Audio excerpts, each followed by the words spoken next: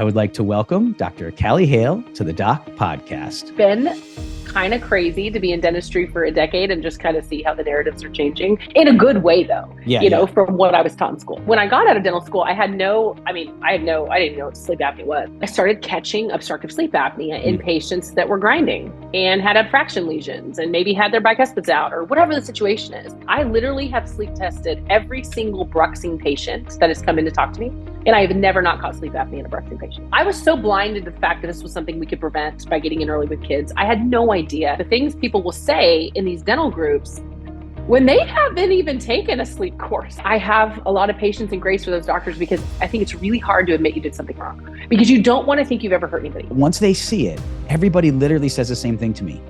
Why aren't we learning this? I never thought I would get a 10-year-old boy to stop bedwetting. I work up here, letting the body's natural ability to breathe through their nose start happening. Right. That is when you start seeing the arches align and the teeth get straighter. Parents are just forever grateful and hugging you. Yep. The best thing you can do for yourself, the best thing you can do to make your own professional opinion on where you want to stand in this is to come see cases and come be at these meetings. All you're going to do is read comments online by people that have never even taken a sleep course. Right. You're doing yourself a disservice. Anybody that's going out of their way to try to hurt another dentist who they have no clue who that person is or what they're doing or what their cases are or anything, I have zero respect for it. Why are y'all so against us starting little? I want to do whatever I can for my own kids. If we're going to make an argument about standard of care, so we're okay with the standard of care being giving speed to 2-year-olds. The ramifications of letting a kid get to 12, 13, 14 as an inability to breathe through their nose and a mouth breather